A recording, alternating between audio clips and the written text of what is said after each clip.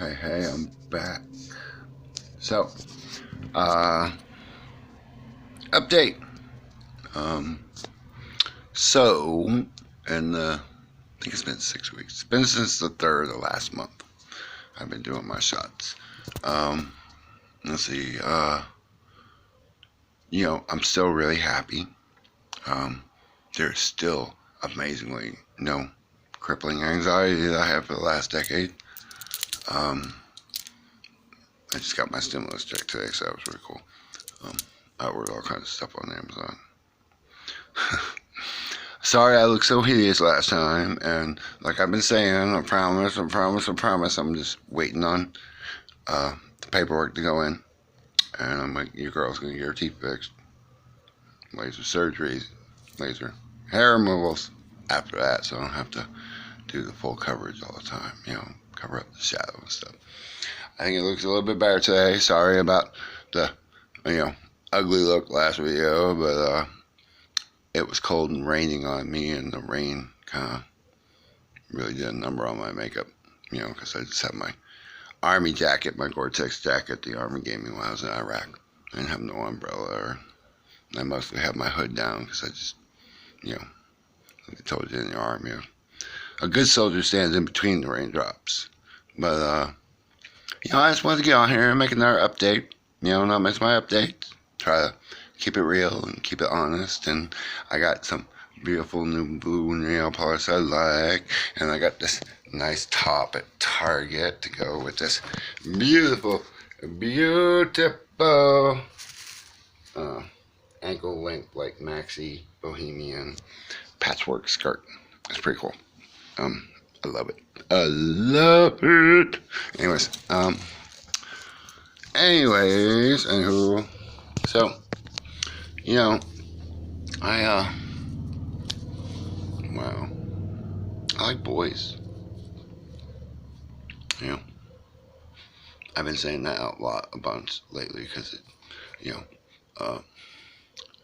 all these thoughts and feelings I have, they're like unique, and they're like things that I never thought I'd experience, and so it seems kind of hokey and silly and goofy, but it's like, like I'll sit here sometimes and I'll look out the window and realize that like a couple of hours have passed because, I have these thoughts and they're so amazing to me that I'm like, in my brain, like looking at it going, shiny. Look at the texture and the intensity and the breadth of it and all the layers on it. And I've just been, like changing, and I stay at home a bunch, when I socialize because, I've lived in this apartment for 6 years. I have 6 girlfriends all here in the complex, to hang out with me on a regular basis. I'm expecting 1 or 2 of them right now, maybe even 3 tonight, who just, they knew me as a cis man. And when I came out, they were all like, we love you and support you, Abigail, and they've given me clothes and jewelry and purses and advice and wigs and everything else. And that's the other thing I realized this week. For a long time in my life I was traumatized. For a long time in my life I would continually wind up in situations where I had to question like what was going on in life with people, and I still do that to some extent. There's still a lot of problematic stuff, culturally speaking, in our society, be it racism or homophobia or, sexism or misandry or misogyny or inequality or, greed or, just general lack of empathy or narcissism, but when quarantine started last year and I began in my mind to begin to explore the possibility that this was something I had never thought of in my life, and a whole life of confronting every social enculturation that I had, that if, somebody mentioned something that my first thought was, oh, you're not supposed to do this, I'd be like, hold my beer, here I go. And I do it. And I'm going to do it twice just to make sure I liked it. You know? And I got to thinking one day, and I was like, why have I never even thought, consciously acknowledged it, of not exploring this and liberating myself in this area?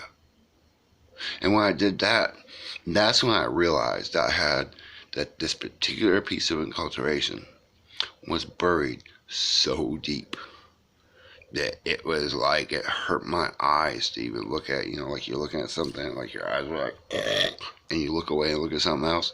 I realized that that's what it was like. And once I took it out and started to examine it, it became like every other piece of self-actualization I'd ever done since I was a child. That I looked at it and was like, this is useless. The only reason I've never considered it is because it was buried so deep in me to not even consider it.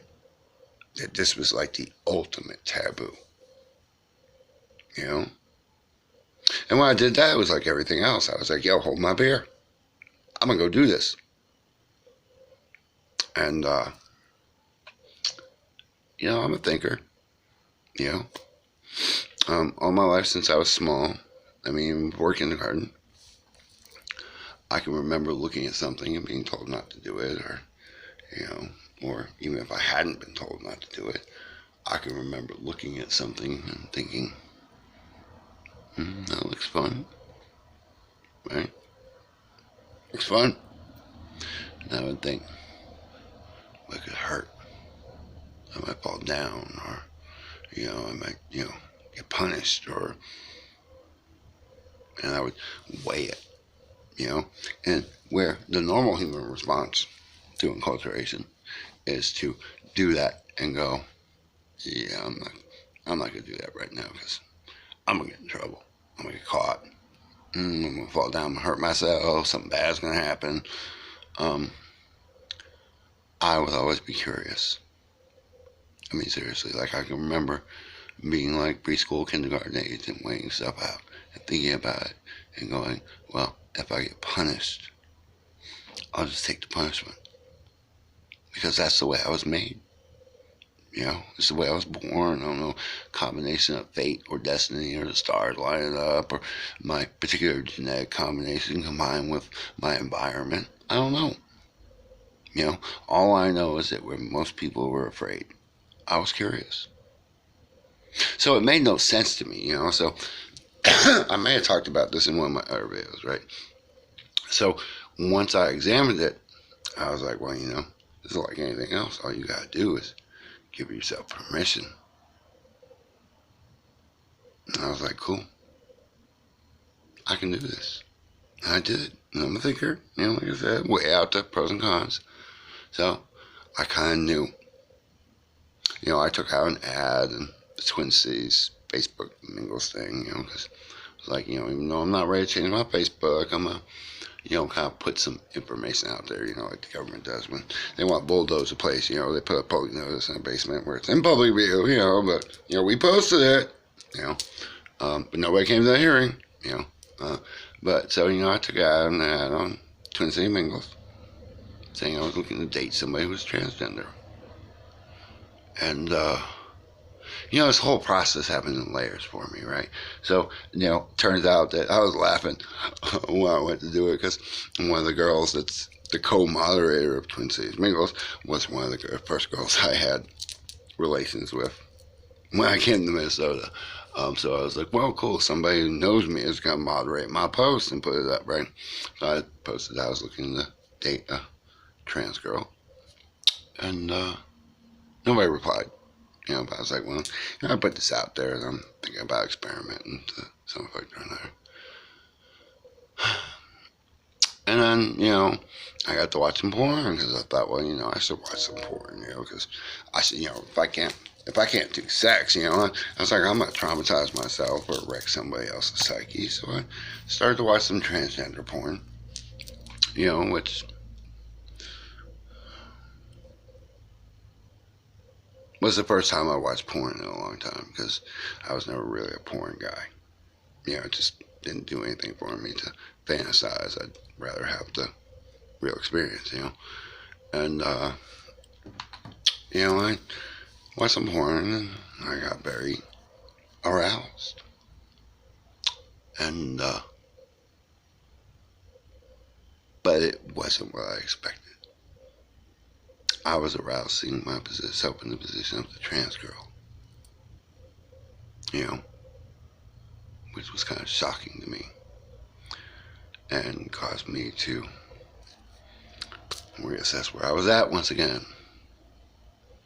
And then I said, well, let me just tell people. I'm going to tell everybody when I talk to my friends, because I decided that, once I was ready to do something, I was like, well, let me talk to my friends and start telling people. So what I began to tell people was that I was going to begin to experiment, and I was going to see if I couldn't slide along the gender line until I arrived at the opposite of where I started. Now, to me, that made sense. It was like a non-confrontational, let you think about it for a minute and percolate in your brain while you play the conversation back a couple times about what I actually said.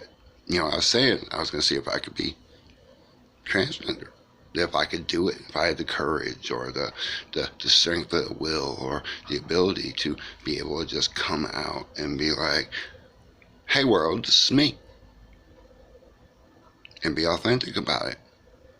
And I was kind of prepping my friends because I still had a lot of denial and I wasn't sure if I was going to be able to do it. And I wasn't quite ready to say the word trans out loud. It was really difficult for me. I mean, I'm not going to lie. I promised to be fully forthcoming and honest about whatever's on my mind when I make these videos. And I've always been one of the most authentic people I know. That, I don't mind saying I'm wrong if I'm wrong. I don't mind saying that I'm sorry. I don't mind telling you that I've come to the conclusion that I have a different position now about something. Because I try to live as authentically as possible. And, I went through a lot of things. I lost my virginity. And, I really knew from that moment that this is where I was going. I couldn't say it out loud to people, but I knew. And I went along and I made little changes, and, I still look like a boy on the outside, presented to the world that way, and, on the inside I was a girl. I was most definitely a girl. And I struggled with it.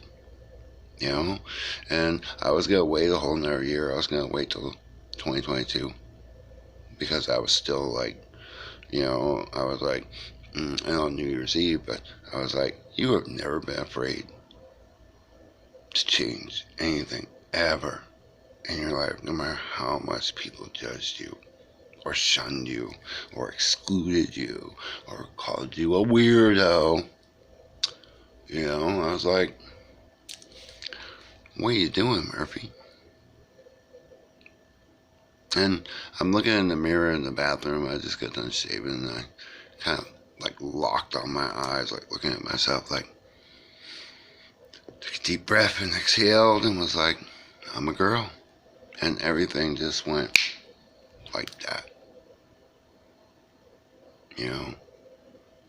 And the next morning I went shopping, and I've lived as a girl ever since, 24/7. And I said in the last video, I see a girl more and more every day. Even with my voice still being very manly and masculine.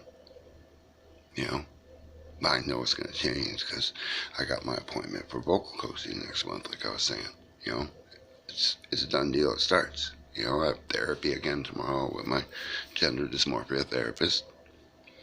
Talked to my social worker from the VA today. I have a really good team in place. And the other thing I realized is that what I started to say, is that for the very first time in my life,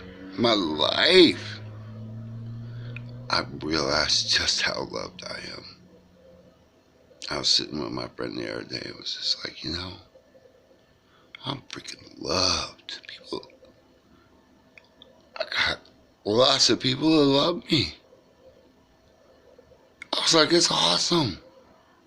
That's the first time in my life that I could really, truly sit and just go, oh my God, like, everybody loves me.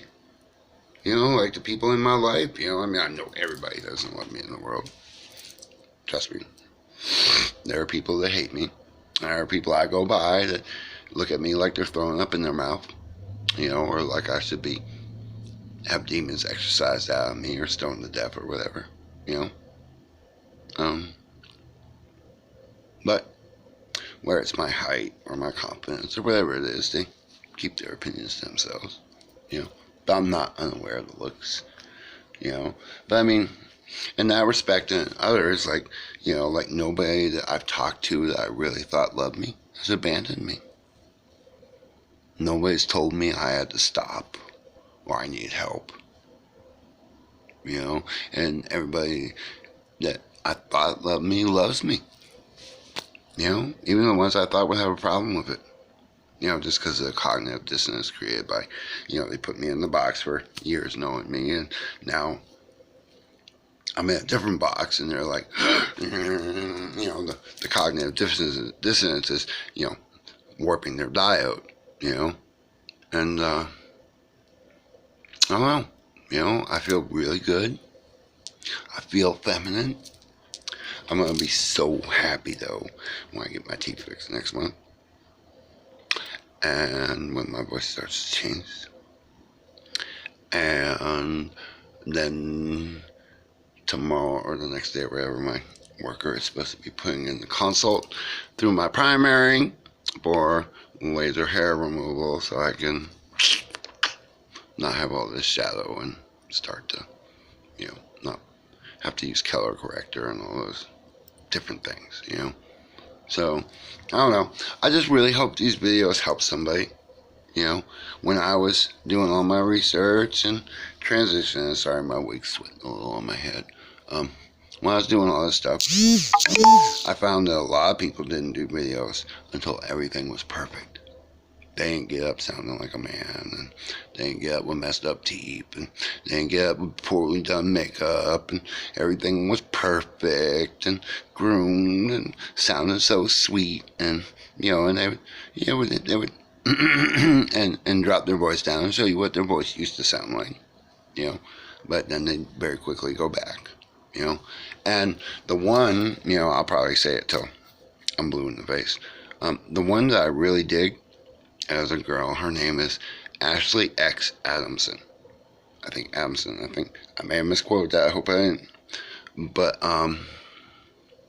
she's on YouTube. She does a thing called Tea Time. If you search for Tea Time, and she always starts out and she goes, as always, it's unscripted.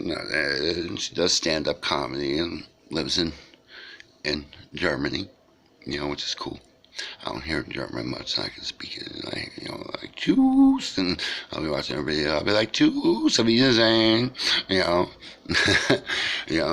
alles klar, oh, I loved Germany when I was there, it was great. Oh my God, those people know how to live. Couldn't win a war for saving their life for thousands of years, but they know how to live and have fun, But she inspired me, because, when I came across her videos, it was real. It was honest. I mean, I can remember watching a video she did where, you could see she was crying and emotional and no makeup on and just talking, just real talk about where she was at. Honest, and that helped me. And I'll rewatch some of her episodes sometimes. She's a comedian too, by the way, does stand up. But I'm talking about her. She doesn't even know who I am or that I exist, But she's, I'll rewatch some of her stuff because I find it inspiring,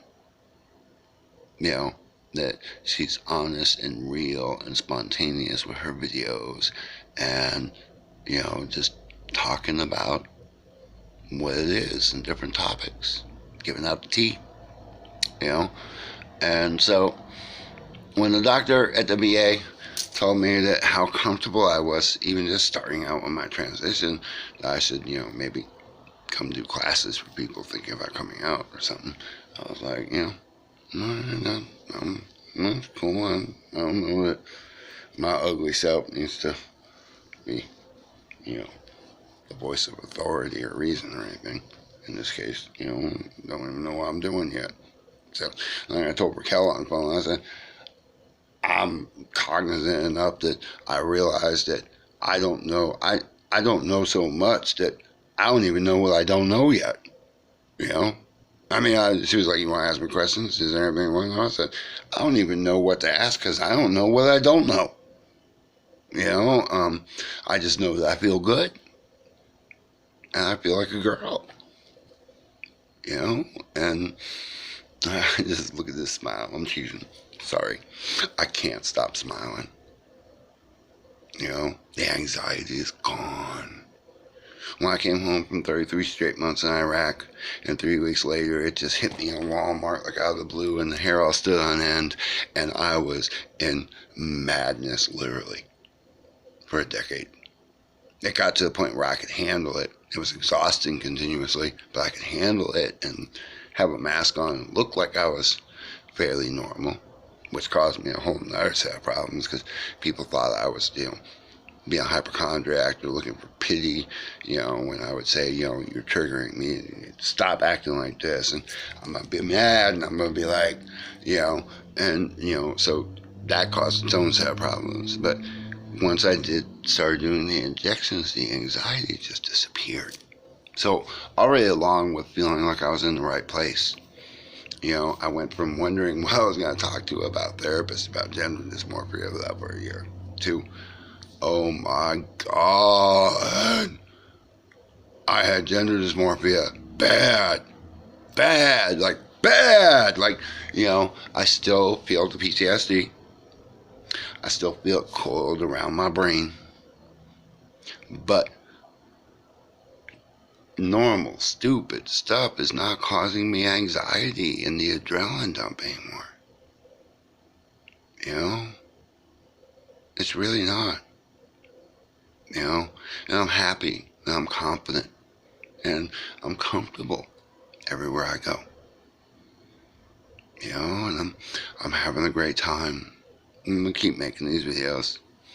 I put one up earlier, doing Where Did You Sleep Last Night, the Kurt Cobain cover from the MTV Unplugged back in the 90s of doing the cover of Lead Belly's Where Did You Sleep Last Night, But, I'm playing more music because my soul's happy. I mean, that's a whole ironic thing, a whole realm in itself that, for years I had crippling anxiety and trauma and couldn't play the blues, and now I feel happy. And I got the blues, baby. It's just like one of those little ironies in life. Happy you play the blues. Having the blues, you listen to it. Be like, oh, yeah, that's it. There it is. That's the blue note, right? But anyways, I'm rambling now. I just wanted to touch base and smile. Like I'm still here. I'm still rocking. And I am just continuously amazed, People are like, why do you insist on hanging out at your place with people? And why are you like, when you won't come to our houses, you make us come there, and you're, doing this and that. And I'm like, because I lived in this apartment for 6 years. Setting up the furniture, creating the vibe, and now my vibe's all different because, I'm loving pink right now. Oh, I got this at Target the other day. Oh, I felt it, I touched it, and I was like, It was the first time I'd ever loved something because it was soft. See, all these things like are like happening to me, like, and I'm smiling because and it probably is really goofy to some people, but it makes me happy. To feel these things, it makes me warm inside. It makes me like go, oh my God, this is perfect. So, anyways, back to my thought. I tell people, I'm hanging out here in my palace of possibility because I'm going through a metamorphosis and I'm fragile and I'm vulnerable. Oh my God, I'm gonna say it again. Y'all get tired of hearing it. First time for everything since I was like 10 or 11 years old. I've never, ever told anybody I was vulnerable. And here I am telling the whole world. And I know I'm vulnerable. I know that I'm at a place that even though I'm a strong person and I have great willpower and deep reserves of strength and grit caused by decades of trauma, I understand that just like when I went through puberty the first time, that I am at a delicate state. And that I have set up my life and my environment. My apartment's like an extension of me. I've had people come in here really agitated and sit down and take some breaths and look around and go, wow, it's really calm in here. I'm like, yeah, it was designed to be that way. To have a calming effect and a happy effect and to keep my anxiety down, which was out of control. Which just, then became an extension, light candles, burn sage, have, good conversation. I don't play any angry music. I only play music that's got a good vibe to it, and, keep it chill, keep it calm. I don't have angry people in my house, period. You get one chance to be angry and your invitation gets rescinded, because I've always felt that people should be safe in the home. That it's one thing for the world to assault you, where you have no control over what happens sometimes, but you shouldn't live in a place or be a guest in a place and be subjected to angry, aggressive, threatening, or violent behavior. So I try to keep it that way. I try to keep people out of my environment that will do that to me. Because being vulnerable, just like I'm going through a second puberty, my level of wonderment and amazement and rebirth is literally like that of a person brand new. Like I'm brand new, like 12 years old going through puberty again. So I don't want to spend decades again, like I did the first time around, resolving childhood trauma, So I'm making sure that I have the ability to mostly make sure this time of my life is something that is positive. And so that my personality and my behavior patterns and my cycles for the next 3, 4, 5 decades, if cross your fingers, if I'm lucky to live to 90 something or 100 years old, to enjoy 5 decades as a woman, like I did 5 decades as a man. And if it's much shorter than that, I will still spend every last second as a woman. Because I'm all in.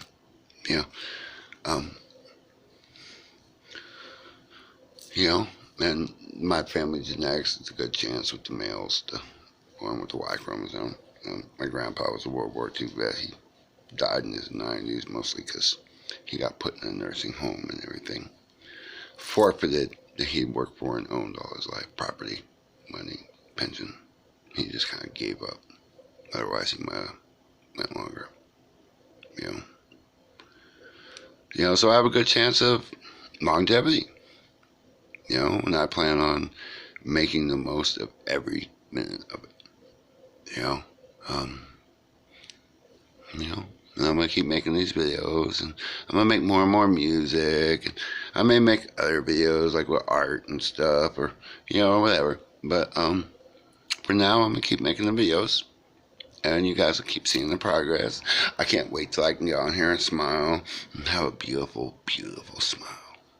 Because my teeth aren't messed up anymore. Makes me feel ugly, you know.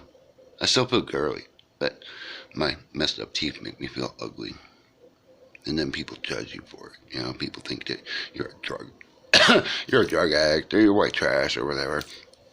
And the reality of the situation was I was born with an underbite. You know, I grind my teeth when I go to sleep. My teeth don't line up right. And I spent years as a poor person with no health insurance. And my teeth would crack and get obsessed and fixed and pulled and root canals, and no matter what I did, my teeth deteriorated. And I just gave up a couple of years ago, because 3 years ago or 4 years ago, teaching martial arts, I took a knee under my chin with my mouth open, no mouth guard, and lost 5 teeth in the front. And then I just gave up. I was like, well, I might as well have, you know, everybody joked and laughed. I was like, you know, I'm running an experiment to see how ugly I gotta be before people stop following me home and have sex with me. And they didn't, you know. It was crazy. I was like, cause I'm ugly, and now I ain't got no teeth. People still want to talk to me, you know. And then I switched genders and became a girl, and it just went crazy, you know. And I'm like, I'm ugly. No, you're not. I'm ugly. No, you're not. Look, I ain't got no teeth. I'm worried about your teeth, you know. But you know, things like bad teeth affect people's self-image, you know. You know, so once I get the laser hair and the teeth, and I continue on this journey of, you know, doing all kinds of things for the first time. You know, it's the first time I moisturized all my skin ever in my life. Oh my God, my skin was so damaged. You know, so damaged. You know, and I haven't done this much grooming all my life. I'd look in the mirror to shave and make sure I didn't have any shaving cream left on my face or toothpaste on my lips or whatever, and then I'd roll out. You know? You know? And if I ain't shave, I ain't look in the mirror because I don't have to worry about cutting myself. You know, I mean, you know, so I mean, I just never was that person. So all of this is kind of weird because now I'm looking in the mirror and I'm seeing how I look and how my expressions are on my face, and I can't believe I'm seeing this smile on my face all the time when I look in the mirror, and I'm like, ooh, you know. But anyways, I'm happy, and I hope that, you know, I understand that everybody goes through what they go through in life, and people are at different places, and you know, I want you to know that just because I was at a point in my life where I was okay with being comfortable who I was, doesn't mean that I didn't go through decades of working all that stuff out like any person does. Horrible self-esteem. I had a horrible childhood. I was abused. War to the court. Streets, violence. Whole 9 yards. Military at 17. High school dropout. Hitchhiked around the country for 15 years. Working and playing music and doing all kinds of stuff. You know, went back in the military. Went to war for 3 years. Come back home. Lost my mind to the madness. You know, I've been there. I've been through it all. Had no self-worth. You know, no conceptual identity that was good at all. Was useless, was worthless, was, what does it matter? I'm gonna die anyways. Kind of shit for a long time. You know, so if you're watching these videos and you're in a bad place, just know that somebody probably loves you. You know, and that even if it doesn't seem apparent through the darkness and the madness right now, you know, that keep breathing. You know, even if you gotta break it down into a breath at a time, like, oh, I I can breathe a couple more times. Let me breathe a couple more times. You know, that if you keep working towards it, you will get through. You know, sometimes it takes a long time. You know, and self-worth is a lot of where you're at in life for any of us. You know, once you feel comfortable in your own skin, it doesn't mean you might not have work to do, or you might not change, or your goals might become, or your dreams might become different in your life, but it means that you have worth, and you feel your worth and your value, which makes all the difference when faced with setbacks and defeats and having to pull yourself up from falling down and brush yourself up. Makes all the difference in the world. Makes all the difference in the world and how you perceive if people are ugly or beautiful, scary or nice. You know, whether the world's threatening or whether the world's nice. You know, and I'm not ignorant. I'm not in denial. I know that some people live in places where no matter what you do, that something that you live a lifestyle that people are going to hate you for it. You know, I'm fully aware of what America's like. I'm talking about something else. I'm talking about all of the extra that comes because you don't love yourself or have self-worth or find your own value. Because when you know your own value, people can abuse you. Yeah, it hurts. It sucks. It's sad, mean. But there's something intrinsic that happens when you know your own value and worth.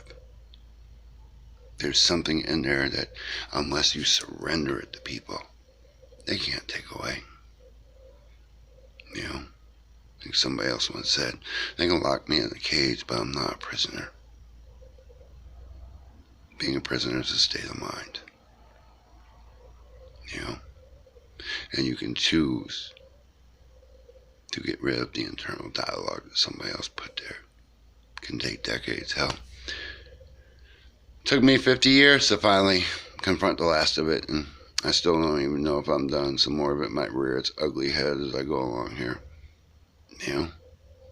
But hopefully I got rid of most of it with this last chunk. Because I sure know I feel good. You know? And I'm loving it. It's a beautiful journey. So, anyways, I'm expecting some friends, some girlfriends are supposed to be coming over, and we're going to chop it up and have some fun, and play some music, and laugh and joke and do whatever. And I am off to be a butterfly. Be good to yourself. And remember, love always trumps hate.